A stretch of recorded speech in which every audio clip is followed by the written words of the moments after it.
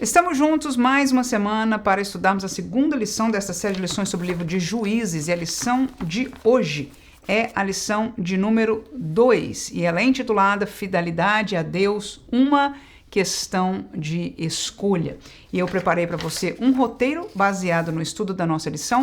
Este roteiro está um pouquinho maior porque nós temos algumas interações para fazer com os nossos alunos e ele está disponibilizado para você na descrição deste vídeo aqui. Fique à vontade de abrir e baixar como você queira fazer. Nesta aula nós vamos estar lendo alguns tópicos da nossa revista e fazer comentários, fazer alguma interação com os alunos baseado nisso.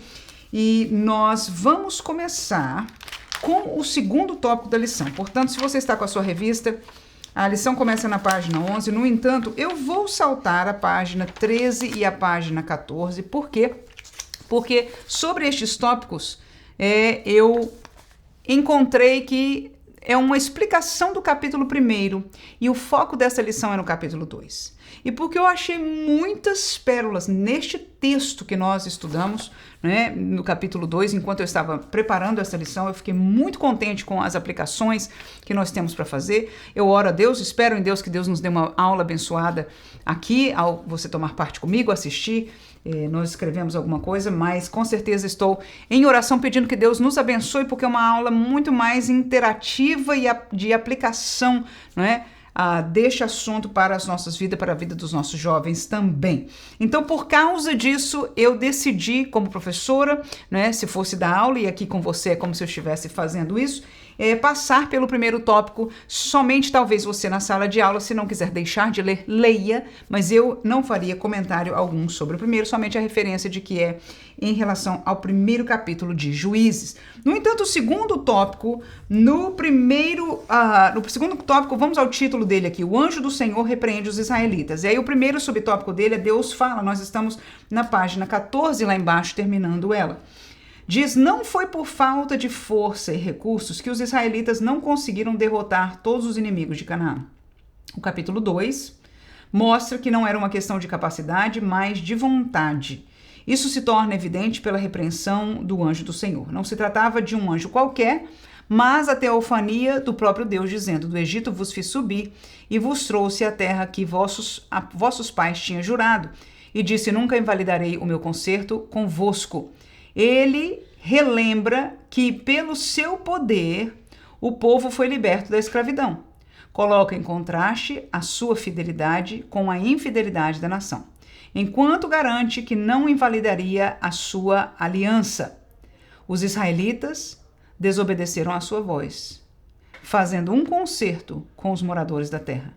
Devemos recordar que Deus exige exclusividade. Então, essas duas últimas frases do nosso comentário, aqui do nosso comentarista, foi aquilo que ressaltou aos meus olhos, né? A exclusividade de Deus e aquilo que foi feito do povo em relação a Deus. Então, no tópico número 1 que eu estou compartilhando com você, Deus fala. Então, o capítulo 2, que é onde nós estamos focando este estudo, inclusive é o texto da nossa leitura, né? O texto bíblico, que eu não li com você também, mas a gente vai passar por todo ele durante essa ministração.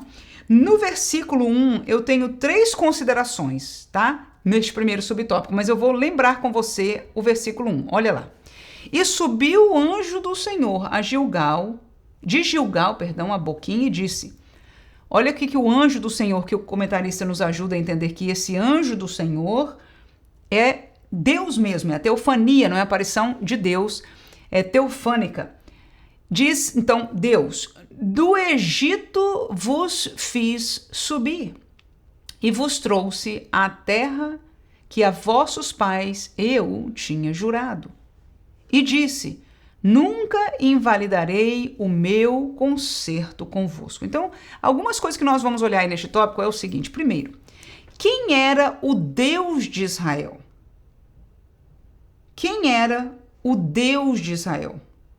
O Deus de Israel é o Deus que criou todas as coisas. É o Deus que, em segundo lugar, é a pergunta aí. O que este Deus fez por eles?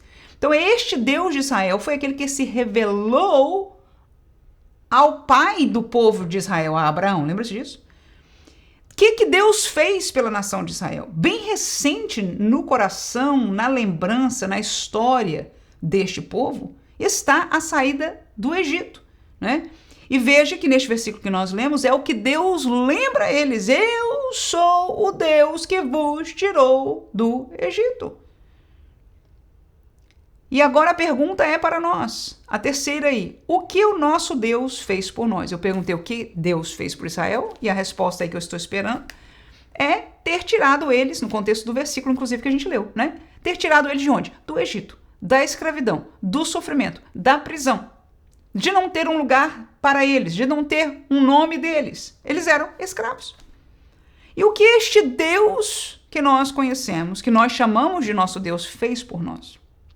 Num paralelo, nós podemos dizer: Deus nos tirou de um Egito espiritual, nos tirou do caminho da perdição e nos trouxe para um caminho de salvação. Será que Deus é grande na nossa vida? Talvez alguém tenha mais testemunhos. E olha, Deus me libertou de um vício. Deus me tirou da beira da morte. Deus me sarou, né? Me curou de uma doença incurável. Enfim, quem é este Deus? Para mim é você. É a primeira pergunta para cada um de nós. Para Israel, era um Deus grande, poderoso. Não só, diga-se de passagem, aqui onde nós estamos, este Deus deu a saída do Egito, mas este Deus manteve este povo vivo no deserto, mas este Deus derrubou as muralhas de Jericó e etc, etc. Ou seja, aqui em Juízes, como nós revisamos na primeira lição, eles já tinham conquistado a maior parte, não é, da terra. Então, este é o Deus que eles tinham. Segunda pergunta que eu tenho para este subtópico, ou baseada neste versículo, é: Deus estabeleceu o seu conserto. É o que o texto diz, é o que Deus disse, ok? E ele diz que não vai invalidar. Deus tem um conserto de fidelidade com o seu povo hoje. Então a palavra-chave aí para mim nessa segunda pergunta é a palavra conserto. Qual era o conserto que Deus tinha com Israel? Talvez a gente não se lembre em todas as palavras porque a gente não leu o texto agora, né, recentemente. Mas uma das palavras desse conserto, se você se lembra, é que eles não poderiam ter outros deuses, é o que o nosso comentarista nos lembra. Deus era um Deus exclusivo, ele não aceitava, né? Então, Deus disse: olha, eu vos trouxe até aqui, agora toma a terra que eu prometi e eu cumpri. Agora tomem, eu só vos peço que vocês não se esqueçam do vosso Deus. Não se encurvem, não adorem, não vão após os deuses da terra onde vocês vão morar. Este foi o conserto. E se vocês fizerem isso, este é o conserto de Deus. Então, eu prosperarei, abençoarei, ajudarei, darei a vossa terra, e etc, etc, etc. Mas, se vocês não fizerem... Então, este é o tipo de conserto que nós vemos repetidamente no Antigo Testamento, né? Agora, minha pergunta é: será que Deus tem um conserto conosco, com o seu povo hoje? Será que Deus tem um conserto conosco hoje? Sim. Não é o conserto da lei, chama-se um conserto ou um pacto da graça, mas ele é um conserto, é um trato, é um acordo. Ele pode ser rompido, ele pode ser quebrado, ele pode ferir uma das partes. Então nós temos sim, ainda hoje. Terceira pergunta aí: a que nós somos então chamados a ser fiéis? E aí eu dei alguns exemplos de resposta. Ou seja, ser fiel ao conserto é o que está neste conserto hoje da graça. Eu dei algumas ideias aí. E talvez, com certeza, isso você pode perguntar abertamente na sala de aula e você vai ouvir algumas respostas. Entre elas, eu coloco aí aquilo que eu entendo na Bíblia. Nós somos chamados a abandonar o mundo. Nós somos chamados a não viver em pecado. Nós somos chamados, Marcos 16,15, a pregar o Evangelho. Nós somos chamados, palavras de Jesus, a negar a nós mesmos e tomar nossa cruz. Nós somos chamados a ser fiéis a Deus em amar uns aos outros, ou seja, a igreja, e edificar, não é? Trabalhar para edificar a igreja e não destruir, ok? Então, todas as colocações que eu proponho aí são palavras enfáticas, autoritativas de Jesus Cristo, todas elas, em verdade, aí eu posso dizer que Jesus, de uma maneira ou de outra, fez colocações como essa, né? Que dentro deste concerto da graça nós devemos ser fiéis. E se nós não formos fiéis a este contexto, a este concerto, nós estaremos indo contrário, nós estaremos pecando e trazendo consequências para as nossas vidas também. Então, este é o primeiro subtópico que nós lemos. Vamos à nossa revista para o segundo subtópico, a desobediência do povo. O Senhor foi claro em dizer que o povo havia desobedecido a aliança, aliando-se aos cananeus e adorando seus falsos deuses. A pergunta retórica de Deus evidencia a incoerência dessa atitude. E a pergunta foi: por que fizeste isso? Como pôde o povo abandonar o Senhor, que os libertou da escravidão? Guiou-os pelo deserto com sinais e prodígios, e os conduziu até uma terra que manava leite e mel, triunfando sobre os inimigos ao longo do caminho, aquilo que a gente lembrou, né? Este era o Deus deles. Este é o Deus da história de Israel, daquelas pessoas, aleluia. Mesmo cercada de tantos atos de graça e de fidelidade divina, a nação escolheu o caminho da desobediência. Então nós vamos aqui colocar o segundo subtópico, o meu comentário, que vai ser baseado no verso 2. Eu vou ler com você primeiramente, vamos lá, olha lá. Lembra que o versículo 1 é Deus falando, o 2 é a continuação dessa palavra de Deus. Ele diz: e quanto a vós, não fareis concerto com os moradores desta terra, antes derrubareis os seus altares. Mas vós não obedecestes à minha voz. Por que fizestes isso? E é baseado neste versículo agora que eu vou fazer alguma interação com ele. Olha a primeira interação. Quem são os moradores da terra espiritualmente falando? Quem são os cananeus? Quem são os ferezeus da terra de Canaã? Ora, eram as pessoas que não eram de Deus, né? Pessoas que serviam outros deuses. Pessoas que não conheciam a Deus, não temiam a Deus. Então Deus os mandou para uma terra que ele estabeleceu, qual seria, que eles haveriam de conquistar. E ele disse: olha, limpe, expulse, tome, né? Tome controle da terra. Eu estou vos dando. Aí ele diz: nesta terra eu não quero que vocês permeiem espiritualmente com os moradores. E a pergunta primeira é essa: quem eram estes moradores? Espiritualmente eram pessoas, escute por favor, humanamente eles tinham etnias, o que quer que seja, separados, o que fosse. Mas espiritualmente eles eram todos das trevas, não de Deus. Eles adoravam outros deuses, outros espíritos e não o nosso Deus. A minha pergunta segunda é: quem são eles hoje? Quem são os moradores da terra hoje? Existem? Sim, é o mundo. Os moradores da terra de hoje que estão ao nosso redor e que não servem ao nosso Deus, mas servem a outros deuses, é o mundo. Terceira pergunta: o que é fazer concerto com o mundo? Eu não botei como pergunta, né? Eu falei aí. E eu digo isso porque olha lá o texto. Quanto a vós, não fareis concerto, olha aí, com os moradores da terra, tá vendo? Então, baseado nisso aí, eu disse, fazer concerto é ter paz com eles. E essa paz eu não estou dizendo no sentido só pacífico, é uma paz de comunhão. É fazer diplomacia, ter diplomacia. O que eu quero dizer isso? Ceder algo. Diplomata, a diplomacia diz: olha, eu faço isso aqui, você faz isso aqui, a gente continua numa boa, ok? Eu abro mão disso, você abre mão disso. Então me entenda, essa paz que eu estou falando não é no sentido de não guerrear. Nós não estamos para guerrear necessariamente com o mundo, mas nós tampouco temos unidade com eles. O mandato de Deus para essa realidade de Canaã ali, do povo, era uma. E aplicada em nós também não convivemos espiritualmente com o mundo. Para o mundo, nós somos chamados a pregar o evangelho para que eles se convertam, se arrependam e pertençam a Deus como nós somos.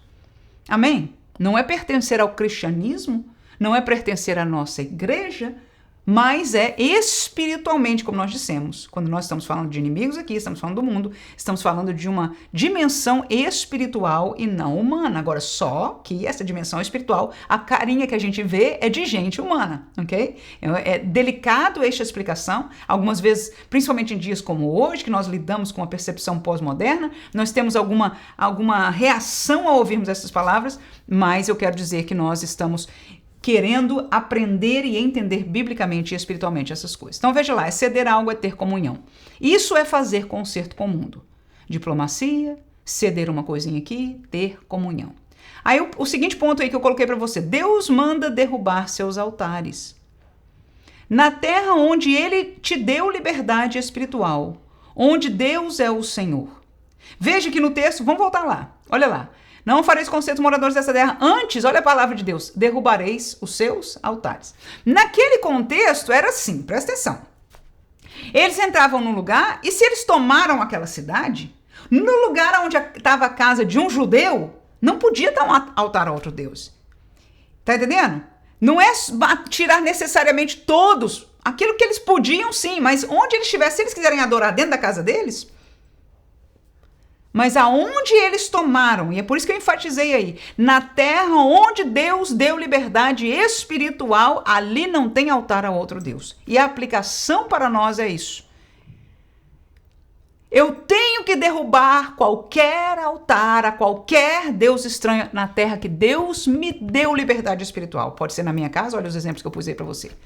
Pode ser no meu escritório, pode ser no meu quarto, pode ser só no meu coração. Eu não sei quanto espaço e aonde eu estarei, mas aonde eu estiver, aonde Deus me deu essa liberdade espiritual, ali não entra, não tem um altar a outros deuses. A começar do nosso coração, né? Mas onde nós vamos? No seu escritório, no seu lugarzinho, um lugar onde você está, na sua casa, se você é pai, mãe, tem a sua casa, o seu próprio lar, né? Como a gente diz ali, quem manda sou eu, né? Então, na minha casa, se um filho, se um sobrinho, se um tio, se um parente, etc., vem trazer, não, aqui, não. Não tem altar a outros deuses, nós derrubamos, pelo contrário. Neste lugar aqui que Deus me deu liberdade espiritual, aqui não, e se tiver lá, eu digo, vamos tirar daqui, porque aonde Deus me deu liberdade espiritual, não terá. Essa é a aplicação. Por último, vocês não obedeceram, foi a palavra de Deus lá. Lembra do texto? Olha lá. Mas vós não obedeceste a minha voz. Por que fizeste isso? E aí a volta perguntando é que, por que fizeste isso? E para nós, onde não obedecemos?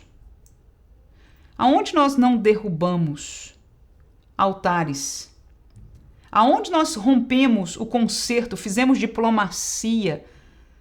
Essa eu acho que é onde a gente mais erra aí, né?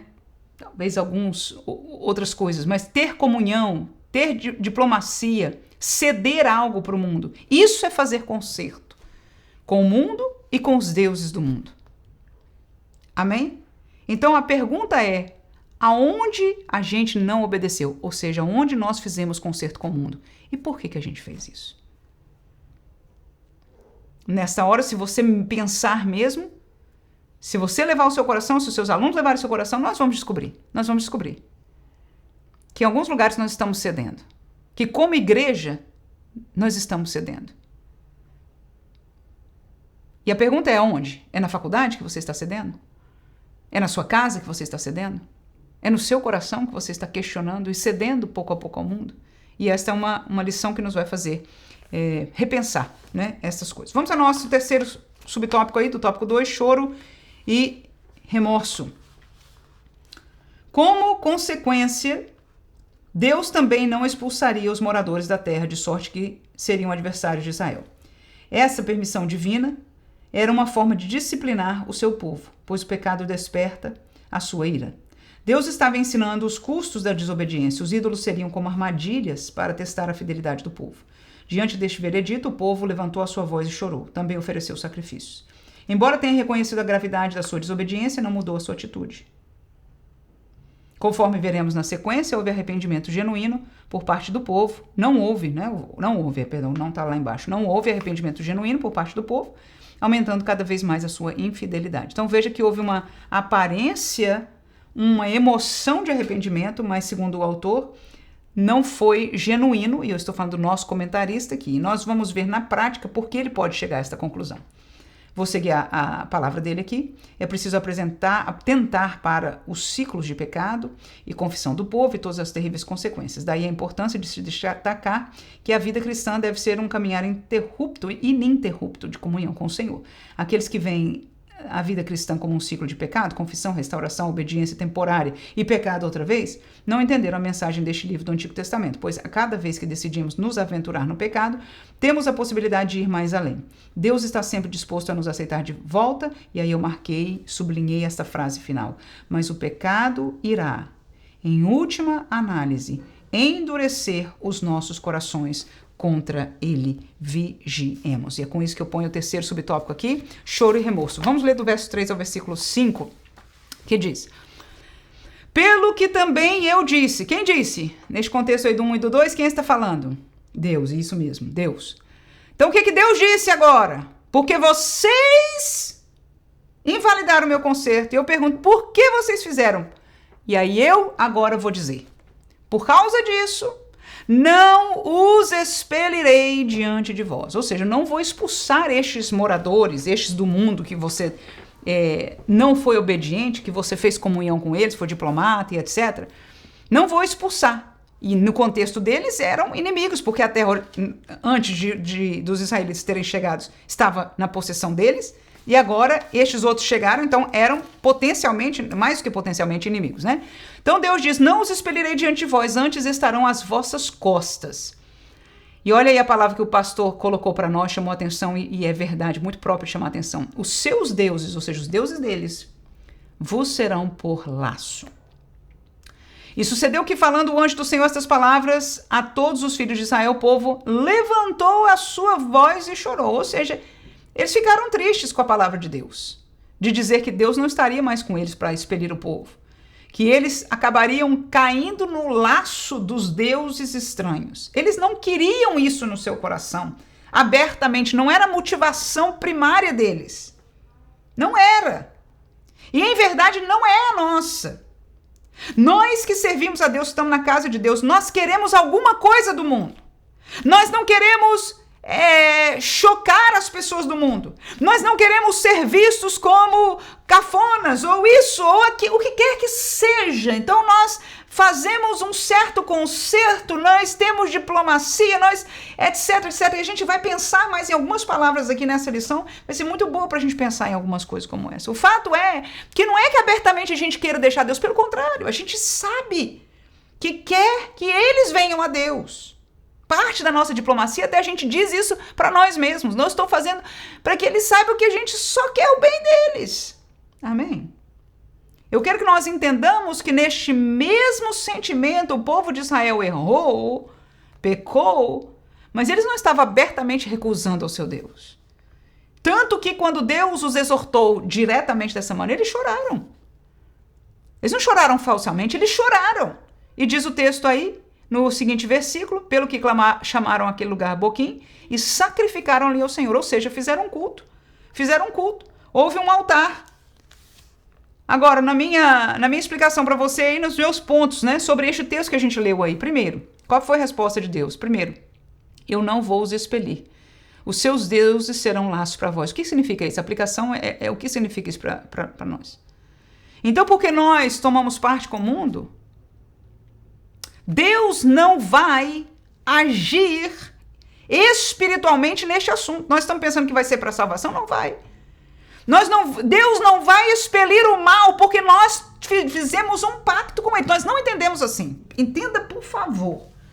Quando nós fizemos isso, as palavras que eu usei ali no primeiro tópico, principalmente aquela diplomacia, que eu estou achando que a gente está caminhando por aí. Pelo menos no meu sentimento pessoal. Quando nós fizemos isso, nós não tínhamos a intenção de estar pecando, idolatrando contra Deus conscientemente. Nós simplesmente não expulsamos. Nós simplesmente não abrimos a boca para falar contrário às coisas deles. Nós simplesmente... Tá entendendo? E é uma realidade que nós temos vivido hoje, o tempo todo. Nós não queremos, nós estamos cansados culturalmente, dentro do cristianismo, de ser visto assim, de falarem de nós assim, algumas coisas que não são verdade. E eu ouço isso da boca dos próprios ímpios. Ele diz, eu ouvi testemunho de gente que saiu, que passou pela igreja, ou que tinha pais, crentes e etc. De um rapaz, estou me lembrando, que tinha os pais dele. Uma outra moça passou um tempo na igreja, depois saiu e disse, não, o que eles pensam que estão fazendo é isso. Mas eu quero assegurar a nós que essa realidade nunca vai mudar. Enquanto, escute por favor, porque este problema não é social. Nós vemos como social. E nós nos ferimos socialmente, emocionalmente como pessoa. Mas se nós tivéssemos a capacidade de olhar para este problema como Jesus olhou, e é até hoje, e é de todos um problema espiritual, e nós conseguimos entender que essas pessoas do mundo que nós amamos, que são bonitinhas, o que quer que seja, não importa. Estão presas por um problema chamado pecado e nada neste mundo, a não ser este caminho deste evangelho, os pode libertar. E ou eles escutam a palavra da verdade, ou qualquer outro evangelho amassado, como nós temos feito hoje demais, não vai resolver, não vai tirar. Porque o evangelho de Cristo não é uma filosofia, nós estudamos sobre isso o trimestre passado inteiro. É o poder de Deus, então é uma questão espiritual. E Deus diz, eu não vou expelir. Está aí uma resposta para nós, um tapa para nós. Deus não vai obrar espiritualmente com as nossas técnicas de comunhão. E ele diz mais, os deuses deles vão ser laços para vós. E é o que tem acontecido na igreja hoje. Nós demos bem-vindo, nós nos mesclamos, nós estamos bem, já não somos chamados, já não somos vistos, não é? E etc. Mas os deuses deles estão agora na nossa casa, no nosso pulso, nas nossas camisas, no nosso coração, nas nossas prioridades. Os deuses deles estão como laço na vida cristã da maioria de nós hoje. O povo chora, é o segundo subtópico aí que eu coloco para nós aí, ponto, né? O povo chora e sacrifica a Deus. Quantas vezes nós choramos, somos tocados, somos convencidos dos nossos erros. Vamos ao altar, mas tornamos a pecar. Quantas vezes eu e você fomos ao altar, depois de uma pregação, Deus nos convenceu que aquela prioridade, o que quer que seja, do mundo é do mundo. Nos convenceu a pensar mais na missão, nas coisas espirituais. Uma aula de escola dominical nos convenceu, nos trouxe. E quantas vezes a gente sai fortalecido espiritualmente somente para voltar a lidar com o mundo e tornar para trás. Então veja, o próximo ponto aí, ir à igreja e ser tocado não é tudo. Então o que ajuda? É renunciar ao mundo. Temos que renunciar ao mundo. Eu vou levar você a 1 João 2, 15 e 16, que diz o texto da palavra de Deus. Não ameis, igreja, jovem, o mundo. Não ameis. Ah, eu não amo. Ai, ai, nem o que no mundo há. Não ameis o que no mundo há. Isso aí já é mais difícil, né? Porque quem não gosta das conveniências e que por trás das conveniências há outras coisas. E nós sabemos que por trás das conveniências há outras coisas. Afinal, a verdade é que vai ficando tudo meio gostosinho, vai caindo no lugar, porque essa é a vida de hoje, é assim mesmo, irmã. Alguns de nós dizem, né? Quem é que vai lutar contra isso? Boa pergunta. Excelente pergunta. Excelente pergunta. Quem vai lutar contra isso? Veja bem. É uma situação espiritual, aquilo que no Antigo Testamento o povo de Deus viveu fisicamente, agora nós vivemos tão somente espiritualmente, mas a mesma realidade. Quem vai lutar contra isso? Eu quero lembrar a você e a mim que Jesus lutou, que Paulo lutou, que Pedro lutou, que a igreja de 2 gerações para trás lutava. E que cada geração é responsável por lutar, como diz o texto bíblico, pela fé que uma vez foi dada aos santos. Veja aí, não ameis o mundo nem o que no mundo há. Se alguém ama o mundo, o amor do Pai não está nele. Ou seja, há um divórcio espiritual. Há uma separação espiritual do amor ao mundo e o Pai, o amor do Pai estar presente num mesmo lugar. Amém? Mesmo que a pessoa ainda esteja com Deus, e eu estou falando de verdade, eu estou falando com todo o amor que eu possa ter, inclusive pela minha alma, pela sua alma, pela alma dos nossos jovens de hoje. Mas eu não posso deixar a verdade das Escrituras que diz, se alguém ama o mundo, ou seja, quando nós damos o nosso coração, agora a gente pensa, não, eu não estou dando o coração, né? Agora veja a explicação seguinte, porque tudo que há no mundo, o desejo ou a concupiscência da carne, o desejo ou a concupiscência dos olhos e a soberba da vida não é do Pai, mas do mundo. Então, tudo aquilo que a nossa carne deseja, os nossos olhos desejam, a soberba, as coisas, né? Fama, boa impressão, conexões, tudo do mundo, irmãos, tudo que está no mundo não é do Pai, mas do mundo. Então, ir à igreja e ser tocado não é tudo, nós temos que renunciar ao mundo. E o último, o pecado acaba endurecendo os nossos corações. E o texto para esse, Vamos amassar aqui. O texto de Provérbios 29:1 é: o homem que muitas vezes repreendido endurece a serviço será quebrantado de repente, sem que haja cura. Ou seja, quando Deus nos repreende, quando Deus nos exorta, e nós, pouco a pouco, vamos nos fechando, vamos dar desculpa. O que acontece mais conosco é dizer, não tem tanto problema assim. É alguém dizer, mas o fulano também faz, e etc, etc. E não seja tão radical, e porque vocês, e esse tipo de crente que é assim, etc. E nós nos ofendemos, nós nos ferimos em relação a isso. E com isso, o que acontece neste momento é que a gente se fecha para aquilo que Deus já tinha nos convencido. E nós abrimos para o outro lado. E vamos endurecendo a nossa serviço contra Deus. Será que nós estamos entendendo isso? Que é um lugar perigoso espiritualmente. Eu entendo, você está ouvindo as minhas palavras.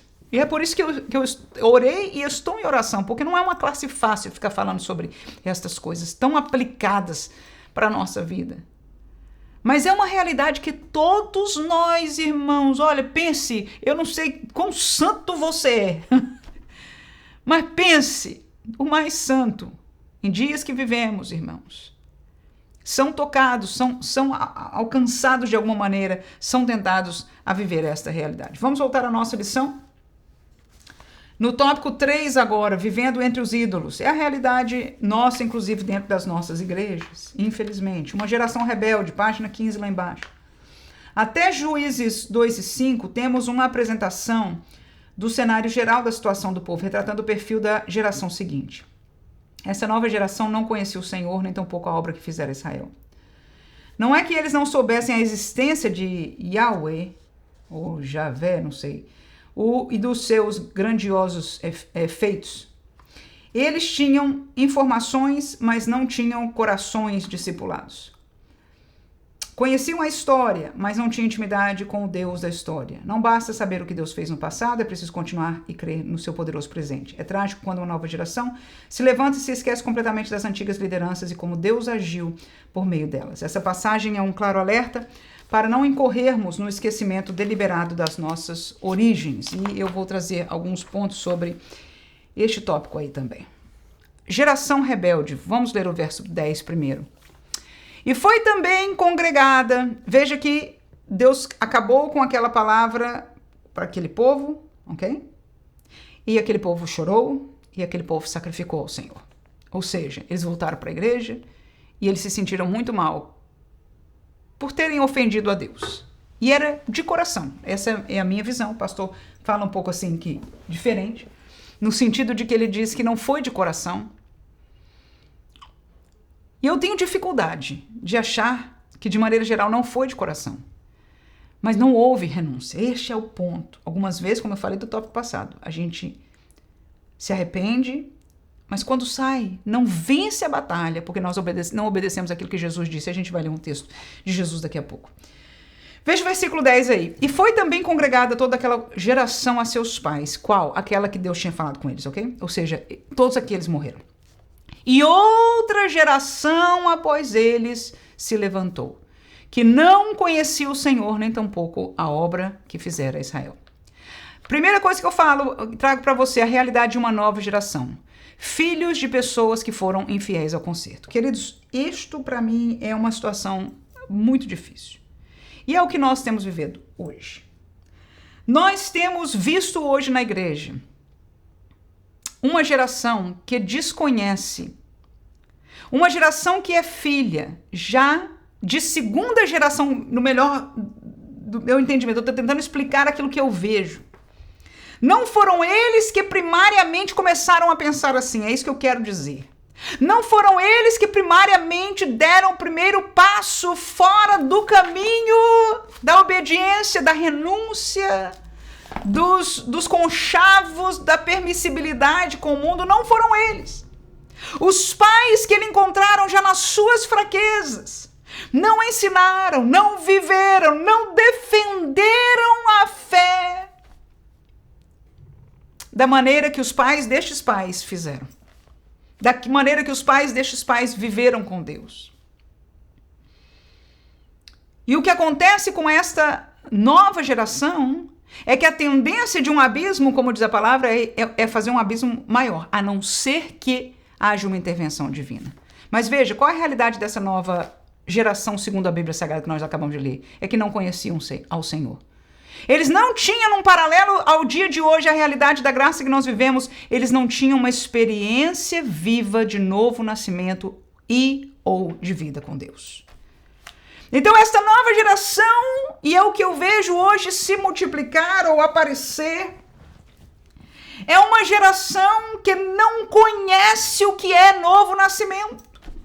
Conhece o que é se batizar, conhece o que é pertencer à igreja, conhece o que é louvar, mas não conhece o que é verdadeiramente ser transformado espiritualmente, o novo nascimento que faz com que o Espírito Santo habite dentro dele e que ele saia desde aquilo, do desejo dele ao desejo espiritual do mundo e não queira mais nada espiritualmente com o mundo. A realidade da transformação espiritual, irmãos, é algo muito profundo.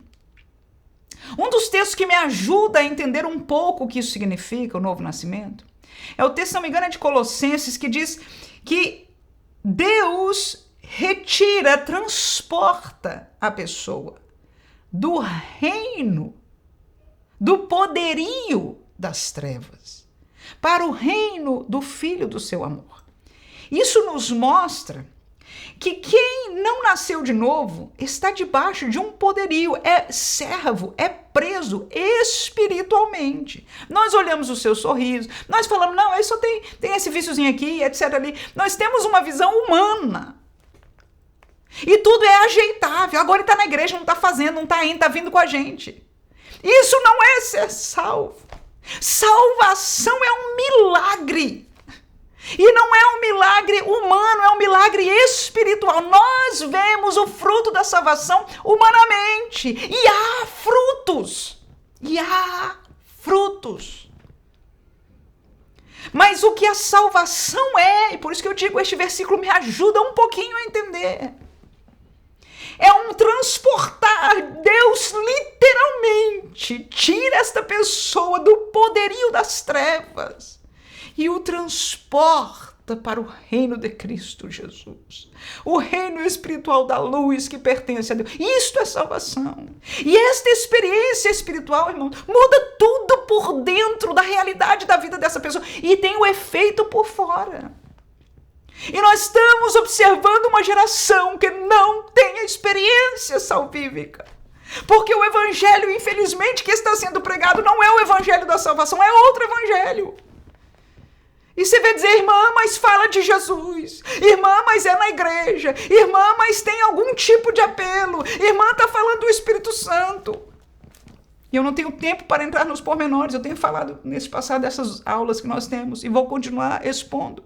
Mas não é o evangelho de Cristo Jesus salvífico, aleluia.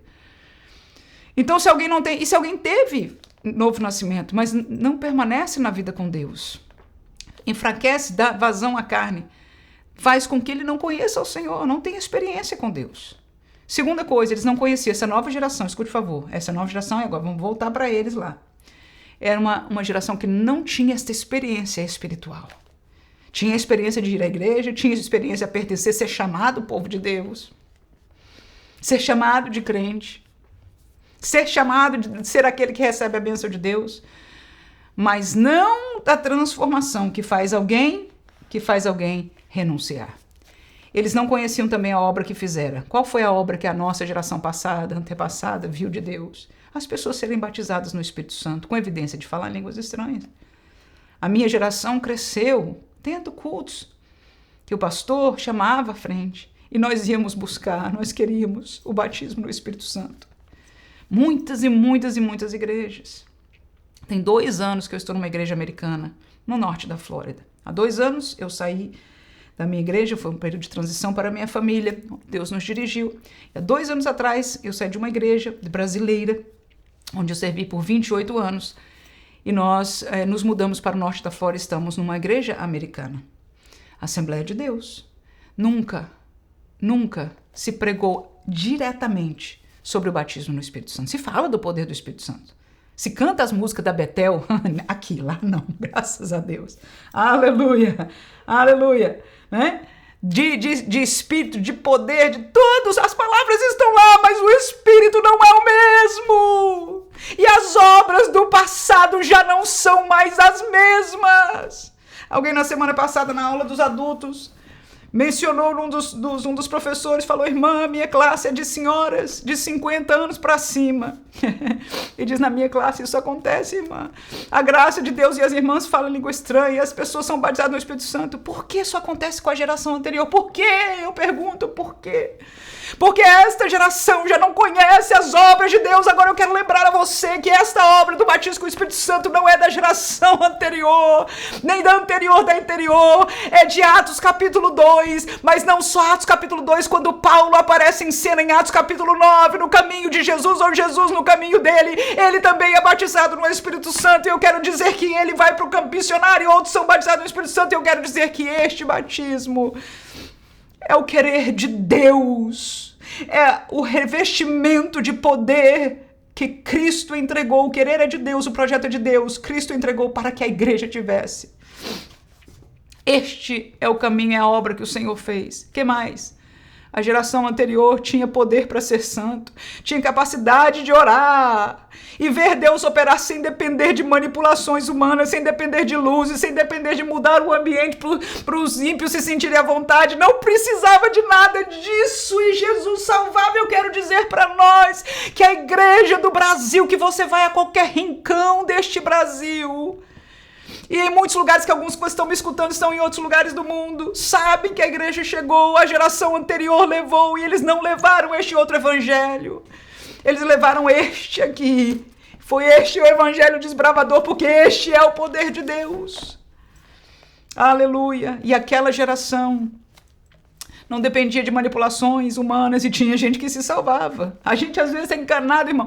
A gente está caindo, eu digo isso irmão, eu leio as coisas e falo: meu Deus, faz sentido, ninguém hoje quer. Naquele tempo também ninguém queria não, irmãos. Se não fosse a necessidade espiritual, se esta palavra não fosse o poder de Deus, se o Espírito Santo não usasse ela para convencer, ninguém queria também não, irmãos. Quem era daqueles romanos, quem era naquele tempo de Paulo, daqueles idólatras, quem deles queria? Ninguém queria, nem naquele tempo nem agora. Mas aí a gente fala: ninguém quer. Aí esses manipuladores, então o que você tem que fazer é isso. Eles não chamam de manipulação. E a gente, realmente, eu acho que precisa isso. É porque realmente a gente era muito duro. É porque realmente a gente era muito santo. É porque realmente a gente falava muito disso. Não conheciam o que Deus fizera. E nós vamos encontrar daqui a pouco uma geração que não vai mais conhecer. Algumas vezes eu digo com muita tristeza. Porque o caminho, onde eu caminho, eu vejo algumas igrejas, alguns lugares, algumas pessoas. Eu falei: gente, essas pessoas nunca viram, não foram expostas, não conhecem o que é a unção de Deus, não conhece. Conhece manipulação, conhece grito. Não pode reconhecer. Às vezes eu fico tão triste porque meu esposo às vezes fala: porque assim. Eu digo: não julgue, porque eles não conhecem. Eles não conhecem. Nós somos privilegiados de termos conhecido, de termos visto, porque a gente discerne, irmão, porque a gente conheceu. Claro que eu sei que o Espírito Santo pode ajudar neste processo, e essa é a nossa esperança. É que cada um de nós, é que o grupo dos nossos alunos, nós possamos chamar uns aos outros. Vamos voltar aos pés do Senhor, ao Espírito de Deus, porque Ele vai dar discernimento, Ele vai trazer isso nas nossas vidas, para que as pessoas reconheçam. Algumas pessoas me vêm falar, eu não quero dizer demais nada, mas dizem: irmã, é muito emotiva. Não, isso não é emoção. Isso não é emoção barata humana. Não. Aleluia. Mas por que falam isso? Porque não reconhecem o que está acontecendo, espiritualmente não entendem. Nossa, irmã, por que você faz tanto assim, ou aquilo, ou fala dessa maneira? Não entendem. E eu digo isso num paralelo que eu vejo de fora. As pessoas acham que aquilo ali é unção. Eles não conhecem outra coisa. Então, se o pastor está falando daquele jeito e diz: olha, a unção de Deus está aqui. Eu estou dizendo agora da minha igreja local que eu estou atendendo, por exemplo. Quando tem determinado... E ele diz, né, o pastor, com todo respeito, o pastor a quem eu amo e respeito. Aleluia. Mas que diz: a unção de Deus está aqui. Eu digo: meu Deus, não conhecem. Para eles isso é tudo. Mas A geração anterior conhecia, mas está nascendo uma geração que não conheceu o que Deus fizera. Capacidade de jejuar, fé verdadeira, amor pela Bíblia, desejo do céu. Todas as virtudes que a geração anterior conheceu e que esta geração nova, como nós estamos falando no paralelo aqui, não conhece. Contaminação, não. Segundo, pecado da idolatria.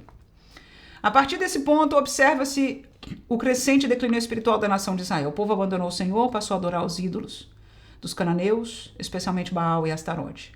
Baal significa Senhor, mestre ou dono em hebraico e em outras línguas semíticas. Era uma divindade cultuada entre os fenícios e cananeus, considerado o deus da fertilidade. Veja que as bênçãos dos ídolos são sempre ligadas às coisas do mundo.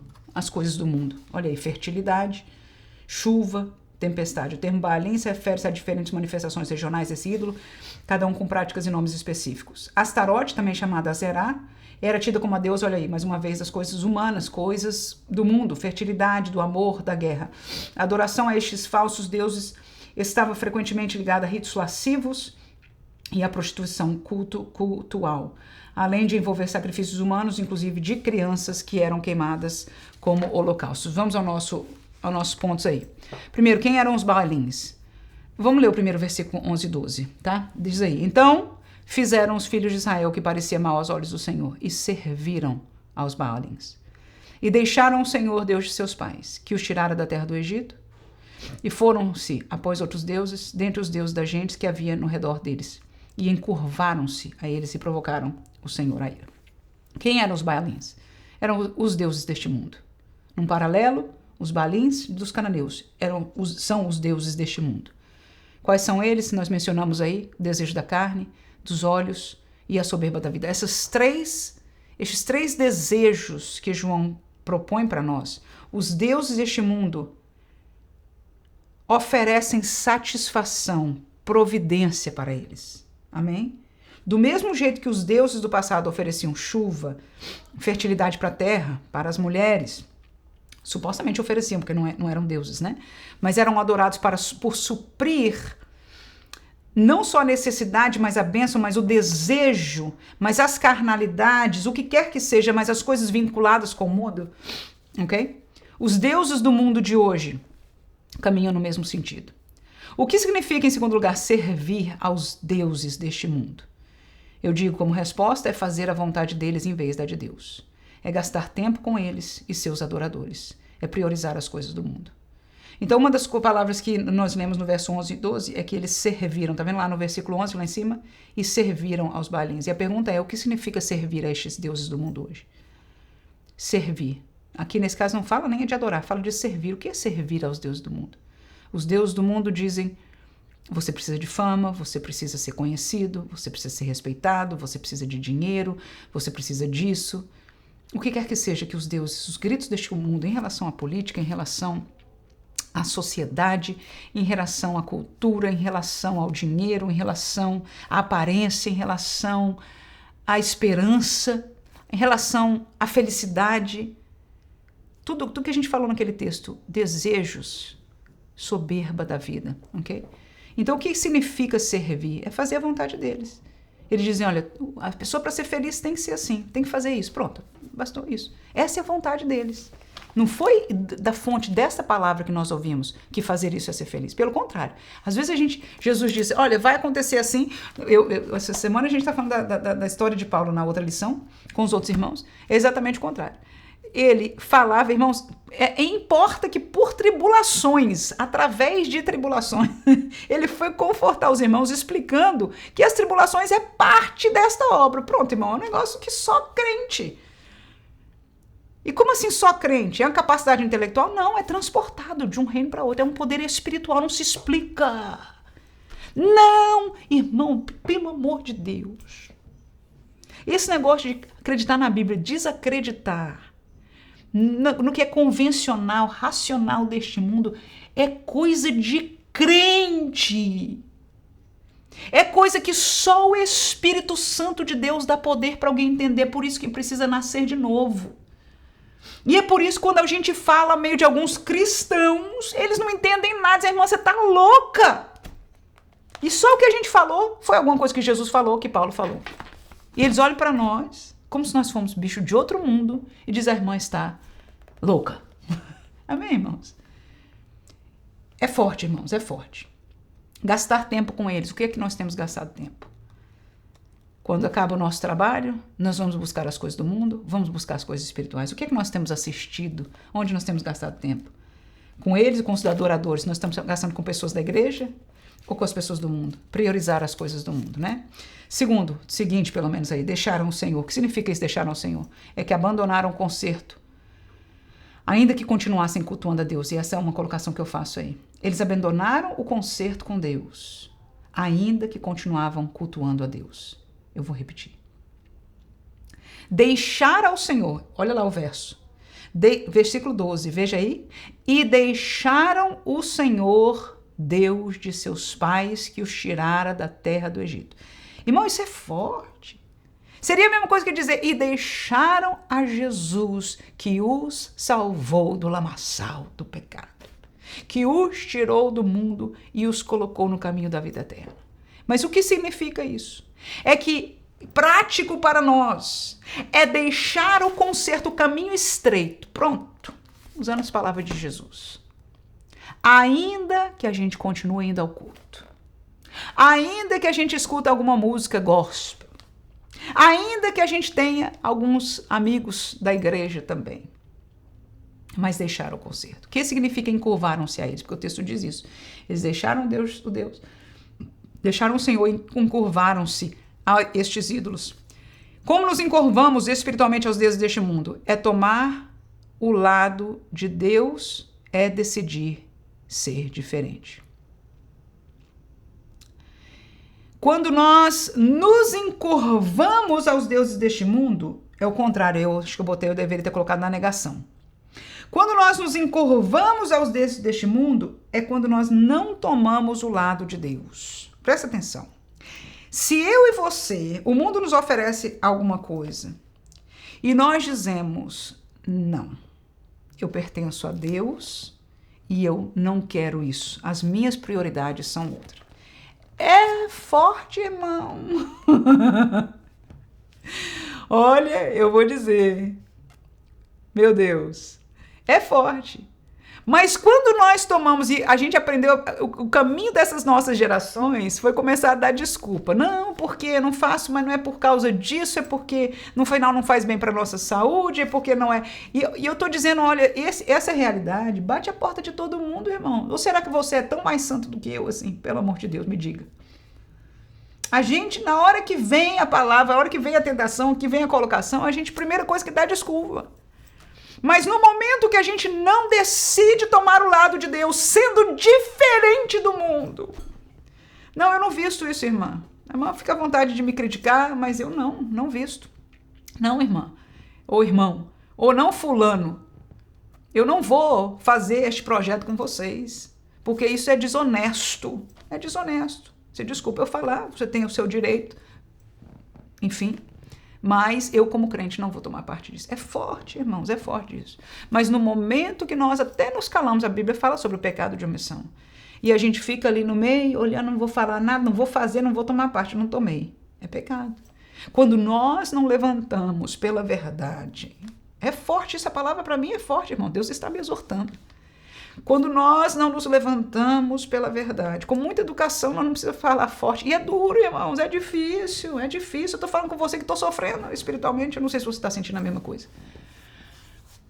Mas na hora que nós fazemos isso, nós não nos estamos encurvando aos deuses deste mundo. Na hora que a gente se cala, espiritualmente nós nos encurvamos a ele. Será que você está entendendo isso agora? Na hora que a gente se cala, ou que a gente concede, nós estamos espiritualmente nos encurvando. E foi isso que Deus falou para eles. Vocês deixaram o Senhor. E vocês foram após os deuses das gentes, ou seja, do mundo, da gente que está ao teu redor. Da cultura que está ao teu redor. E alguns até dentro da igreja te fizeram o favor de ajudar, de dizer que está tudo bem. E vem aqui que está tudo certo, Deus está conosco. Mas Deus diz, não está. João 17, 8, 14, porque lhes dei as palavras que me deste, é Jesus falando com o Pai. Eu dei para eles, para estes crentes, para os filhos de Deus, e eles a receberam. Essa é a diferença. alguém de nós recebemos a palavra e tem verdadeiramente conhecido e cremos em Jesus, o Jesus da palavra. Jesus ainda diz no versículo 14, deles a tua palavra e o mundo, tá aí, os moradores da terra, os odiou. Porque eles que têm a palavra e receberam e creram, não são do mundo. Assim como eu, disse Jesus, não sou do mundo. Então, teoricamente a gente diz eu não sou do mundo, mas na prática a gente não quer ser diferente e não ser do mundo. Será que eu estou certa no que eu estou dizendo? Será que alguém teria coragem de dizer para minha irmã, é isso mesmo? Funciona assim mesmo? Mas Jesus disse, quando nós não nos encurvamos para os deuses da terra, ninguém vai nos olhar bem, pelo contrário, eles vão, como sempre fizeram, nos odiar. Meus familiares, os primeiros que aceitaram Jesus, quando passavam na rua, do tempo da avó e etc., as portas, as janelas se fechavam porque um crente chamava de sapo, chamava de todo tipo de nome. O mundo os odiava, mas hoje a gente não aceita mais ser odiado. Jesus foi odiado, ele acabou de dizer aí, eu também não sou do mundo. Jesus está falando com o Pai, eu dei-lhes a palavra e o que faz o mundo odiar, escute por favor, é obediência a esta palavra. Então eu não estou aqui para pregar, para exortar, mas para nos exortar a buscarmos na palavra o caminho de Deus. E ao nós sermos, infelizmente, nós não vamos encontrar a amizade do mundo, mas nós vamos encontrar a Deus, né? Então eles se encurvaram diferente. Terminamos aí o terceiro e último subtópico, eu não vou ler nem o quarto, o terceiro e último é a contaminação e o sincretismo. Nós já estamos terminando aí. Por essas características, Deus havia ordenado que os cananeus fossem expulsos da terra. Eram extremamente maldosos e moralmente corrompidos. E o tempo do juízo divino havia chegado.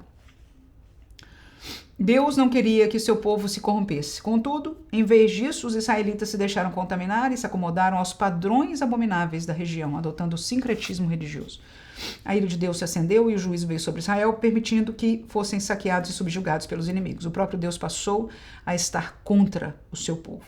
No entanto, por sua misericórdia, o Senhor se compadecia e enviava os juízes para dar livramento, então os juízes eram instrumentos divinos para a salvação de seu povo. Infelizmente, passado o período do livramento, o povo voltava a se corromper ainda mais, seguindo outros deuses. Então isso aí a gente vai ver no decorrer da história. Eu termino aí com a explicação do terceiro e último subtópico, e não tem nem texto bíblico para isso. Sincretismo. O que significa sincretismo para os nossos dias de hoje? É Deus mais alguma coisa. E é isso que nós estamos vivendo. Ninguém na igreja diz eu não quero Deus, eu não quero Jesus, eu não quero o Espírito Santo. Ele diz eu quero Deus, mas eu também quero a minha dança. Ele diz, eu quero Deus, mas eu também quero a minha liberdade para fazer isso. Eu quero Deus, mas eu quero esta carnalidade. Eu quero Deus, mas eu quero isso do mundo. Eu quero dinheiro, eu quero isso, eu quero aquilo. Eu quero deixar o meu coração desejar esta soberba ou este desejo dos meus olhos. Eu quero Deus, mas isso se chama sincretismo. Isso é deixar ao Senhor, biblicamente falando. É forte, irmãos, por isso que eu falei, é uma aula dura. Eu não sei quanto disso você vai ter condições de passar adiante. Nem sei se foi uma aula boa. Não foi boa, porque foi muito pesada. E eu só posso deixar este momento orando por você, que Deus use você. Te dê mais sabedoria, te dê mais graça espiritual, mas que de alguma maneira você seja usado por Deus para a bênção de seus alunos. E se Deus falou com você, de alguma maneira, porque falou comigo? Vamos glorificar a Deus e buscar nos acertar em nome de Jesus. Aleluia, para sermos ainda luz hoje. Deixaram-se contaminar, isso é o que aconteceu com Israel. Veja bem a palavra, eles deixaram-se contaminar. As coisas foram chegando, batendo a porta, alguém trouxe um livrinho novo, um pregador novo, um coach, um isso, um aquilo, e a gente caiu para aquela. A gente deixou-se contaminar. Pouco a pouco aconteceu devagar. Como eu me lembro na minha juventude, alguns na igreja, não, um dia vai acontecer isso, tá? Porque vão entender, vão chegar lá, como se a gente tivesse sido iluminado. A igreja hoje é uma igreja carnal. E as pessoas da época de hoje acham que nós chegamos à iluminação. E Jesus perguntou, quando eu voltar, será que eu ainda acharei fé na terra? Acomodaram-se, olha outra palavra que o pastor usou na revista que eu gostei muito, eles acomodaram-se aos padrões abomináveis a Deus. Os crentes se acomodaram aos padrões que Deus não se agrada. nós fomos dizendo não tem nada a ver. Nós fomos dizendo isso. Ah, não, isso não tem problema. Ah, mas irmã, você vai dizer que isso é pecado? E eu vou dizer para você, não, isso não é pecado. Tem determinadas coisas que não é. E nós fomos nos adaptando, gostando, achando que não tem problema. E cada vez mais. E não tem. Ah, tá tudo bem. Hoje mesmo eu estou vendo no Brasil e no mundo, as igrejas com festa junina. Se alguém dissesse isso na geração onde eu cresci, e olha que já tinha carnalidade que não acabava mais, irmãos. Tinha pecado dentro da igreja que não tinha mais para onde. Estou dizendo o tempo da minha adolescência. Mas se alguém dissesse isso, até os carnais eu acho que ficavam escandalizados. E hoje está para todo lado. Está para todo lado. Por quê? Porque nós nos acomodamos aos padrões que biblicamente são abomináveis a Deus. Ninguém quer escutar essa palavra. Mas esta é a verdade. Estes padrões do mundo, estas coisas da terra, do mundo, são abomináveis a Deus. Deus disse, não se contaminem com ele. E agora o que eu e você vamos fazer? Olha lá, e meu último ponto foi eu que coloquei isso aí. Eles espiritualizaram a carnalidade e o mundanismo. É isso que a gente tem visto hoje.